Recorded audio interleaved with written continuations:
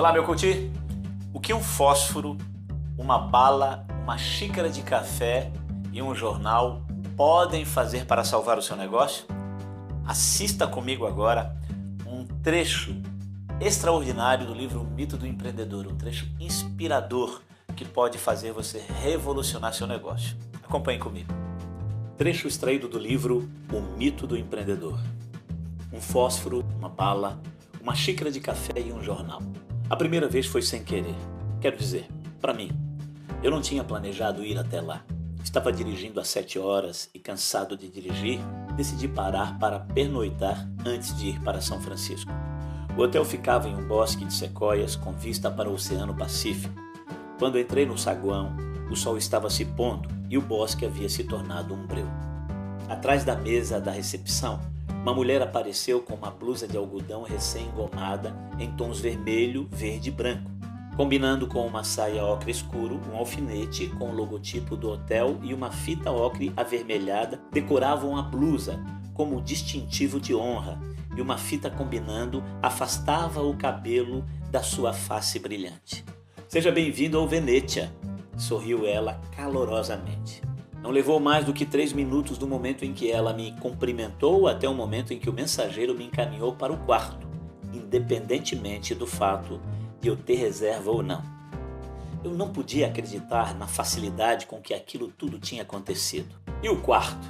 A impressão geral foi de opulência abrandada.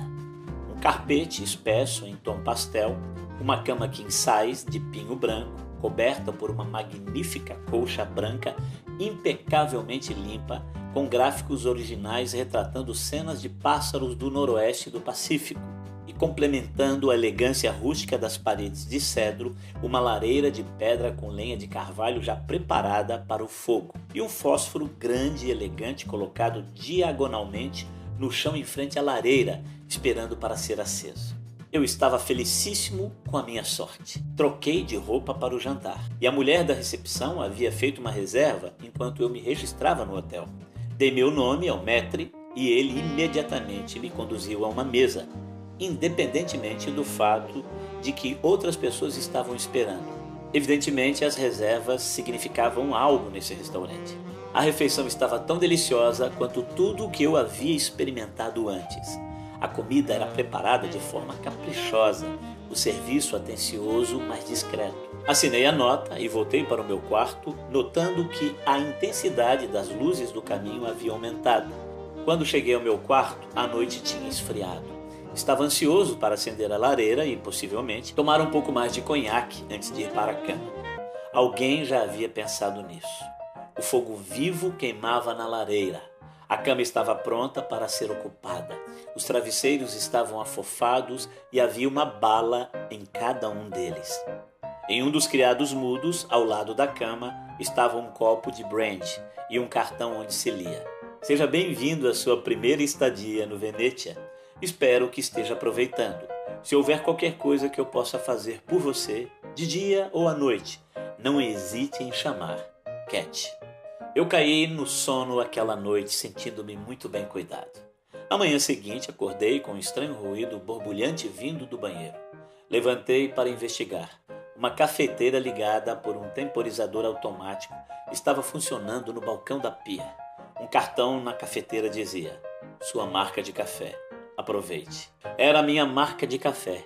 Como é que eles haviam descoberto? Então eu me lembrei, na noite anterior, no restaurante, eles tinham me perguntado qual era a minha marca de café favorita. E lá estava ela. No momento em que me conscientizei do que eles tinham feito, ouvi uma batida educada na porta. Fui até a porta e abri. Ninguém. Mas ali, no capacho, havia um jornal. O meu jornal. Como é que eles haviam descoberto? E então eu me lembrei. Quando me registrei na noite anterior, a recepcionista tinha me perguntado qual era o meu jornal favorito. E eu nem tinha pensado no assunto até então. E lá estava ele.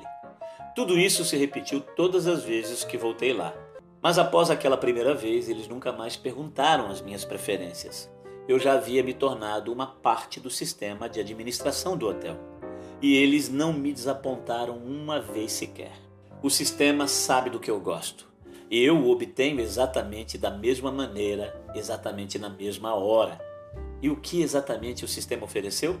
Um fósforo, uma bala, uma xícara de café e um jornal. Mas não foi o fósforo, não foi a bala, a xícara de café ou o jornal que fizeram a diferença. Foi alguém que havia me escutado. E eles me escutaram todas as vezes. E foi totalmente automático. E cada um dos elementos era uma solução orquestrada para produzir um resultado de marketing, um componente integrado do sistema de administração daquele hotel. Após minha terceira visita, pedi para falar com o gerente. Eu queria descobrir como ele era capaz de produzir resultados idênticos para mim todas as vezes. Como ele podia se certificar de que alguém iria fazer as perguntas certas para assegurar os resultados corretos para cada um dos hóspedes. Seria porque ele havia contratado pessoas extremamente competentes? Os funcionários eram proprietários? Havia algum tipo de sistema ou incentivos especiais? O gerente era um jovem rapaz de 29 anos. Ele me convidou para ir ao escritório para conversarmos. A mesa dele era limpa e impecavelmente organizada. Nenhum papel perdido à vista. Este é um jovem muito organizado, pensei comigo mesmo. Talvez seja ele a razão pela qual o hotel funciona tão bem. O jovem gerente com certeza gostava do seu trabalho, pois imediatamente se interessou pela conversa sobre o trabalho e a tarefa de produzir resultados idênticos que o proprietário do hotel lhe confiava. Sabe, disse ele sorrindo, é engraçado estar aqui conversando com você sobre o que fazemos aqui no hotel. Pois há 5 meses atrás, a única experiência que eu tinha no ramo de hotéis foi ser hóspede por 2 noites em um holiday de Fresno há 3 anos. Na verdade, prosseguiu ele, antes desse trabalho, eu estava trabalhando como cozinheiro em um restaurante próximo daqui. Conheci o proprietário e ele perguntou se eu não gostaria de entrar para o ramo de hotelaria. E antes que me desse conta, ele me contratou. Tudo o que sei sobre o ramo de hotelaria aprendi aqui. Olha só, deixe-me mostrar a você. Ele pegou um fichário vermelho atrás de sua mesa. Na lombada estavam as iniciais, MO, e o logotipo do hotel. O que fazemos aqui é simples. Qualquer pessoa pode fazer. Ele abriu o fichário no índice. Este é o nosso manual de operações. Como você pode ver, não passa de uma série de lista de verificações. Esta é a lista de verificação para a arrumação de um quarto. Ele abriu o livro em uma página amarela. Este grupo de páginas é amarelo. Tudo no manual segue um código de cores. O amarelo tem a ver com a arrumação dos quartos. Azul, com os serviços de apoio ao cliente. Por exemplo, quando acendemos seu fogo à noite, colocamos as balas em seu travesseiro e por aí vai. Cada lista de verificação contém os passos específicos que cada pessoa de apoio aos quartos deve cumprir para fazer seu trabalho. Como você pode ver, ao final de uma lista de verificação, há um lugar para o FAQ assinar, indicando que cumpriu a tarefa designada. Assinar e não ter cumprido as tarefas dá margem à demissão instantânea. Eu poderia dar muitos outros exemplos, mas acho que você já entendeu o esquema todo. O processo foi desenvolvido pelo proprietário para dar boa impressão aos hóspedes. Você ficaria surpreso em saber quantas pessoas vêm até mim após sua estadia para agradecer o bom tratamento. Mas não é sobre as grandes coisas que eles falam, é sempre sobre as coisas pequenas. Eu pude entender e acreditar em tudo que ele havia dito, mas ainda assim eu perguntei: como você faz para os colaboradores usarem as listas de verificação? Eles não ficam cansados da rotina? Não é entediante para eles? Ah, disse meu anfitrião, é aí que somos brilhantes. Como posso fazer com que minha equipe faça o que eu quero? Esta é a pergunta que eu ouço com mais frequência de pequenos empresários. A minha resposta invariavelmente é: você não pode. Você não pode forçar a sua equipe para fazer qualquer coisa. Se quiser que seja feito, eu digo a eles, você terá que criar um ambiente no qual fazer seja mais importante para a sua equipe do que o não fazer. Nesse ambiente, fazer bem se torna um modo de vida para eles. Como você consegue fazer com que sua equipe faça o que você quer que eles façam? A resposta era inovadora, porque muito raramente eu ouvia algo parecido. A primeira coisa que me surpreendeu quando vim trabalhar aqui, disse o gerente, foi que o dono levou-me a sério. Pense bem, aqui estava eu, um garoto sem experiência alguma na área. mas ele jamais me tratou assim. Fui tratado como se fosse um adulto importante, alguém com quem valia a pena conversar sobre o que ele, obviamente, considerava importante. E essa foi a segunda surpresa que tive quando vim trabalhar aqui. O modo como o patrão levava a sério o funcionamento desse hotel. O gerente continuou. Quero dizer, não era só o fato de que ele levava a sério o seu negócio. Todos os meus outros patrões encaravam muito seriamente seu trabalho, mas era o tipo de seriedade que ele demonstrava. Para ele, era como se o hotel fosse mais do que simplesmente um hotel. Era como se o hotel fosse uma expressão de quem ele era, um símbolo das coisas em que ele acreditava. Então, se eu não tivesse levado o hotel a sério, seria como se eu não estivesse levado ele a sério. Um homem cujos valores eu respeitava. Acho que foi por isso que ele me levou a sério, o que gerou um nível de comunicação entre nós que possibilitou que eu atentasse para suas crenças e para como o hotel as expressava em seu cotidiano.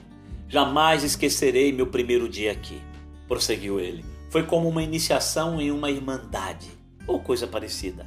Foi bem aqui. Ele fez um círculo com o braço indicando o escritório onde estávamos. Este era o seu escritório. Eu estava sentado aí onde você está. O patrão estava sentado aqui. Apontou para a cadeira na qual ele mesmo estava sentado. Era uma segunda-feira de manhã, após um final de semana prolongado, e havia muito o que fazer. Normalmente, quando começo em um novo trabalho, a primeira coisa que acontece é que a pessoa que me contrata leva um minuto descrevendo o que devo fazer e me coloca logo para começar. Portanto, fiquei surpreso quando o patrão ofereceu-me uma xícara de café. Ele parecia absolutamente alheio à pressa. Nada prático, eu diria. Ele foi provavelmente a pessoa mais prática que eu já conheci. Mas foi a atitude dele diante de sua empresa que me conquistou. Ele parecia dizer que conversaríamos sobre a coisa mais importante da sua agenda naquele dia. Que conversar sobre o meu serviço era mais importante para ele do que o trabalho que fazia naquele momento. Ele não estava me contratando para trabalhar. Eu estava sendo contratado para algo muito mais importante. O gerente sorriu. Sabe, nunca falei isso antes para ninguém. É realmente estranho. Mas enquanto estou falando tudo isso com você, fica claro para mim porque respeito tanto esse lugar. É porque respeito muito o patrão. Para mim, esse lugar é ele. E se eu não o respeitasse, acho que não seria tão bom naquilo que faço aqui. E foi isso que ele gastou tanto tempo me comunicando naquele primeiro dia. A sua ideia sobre esse lugar e o que isso significava para ele. Então, ficou entusiasmado em fazer o mesmo no seu negócio? Entre em contato conosco e transforme hoje mesmo o seu negócio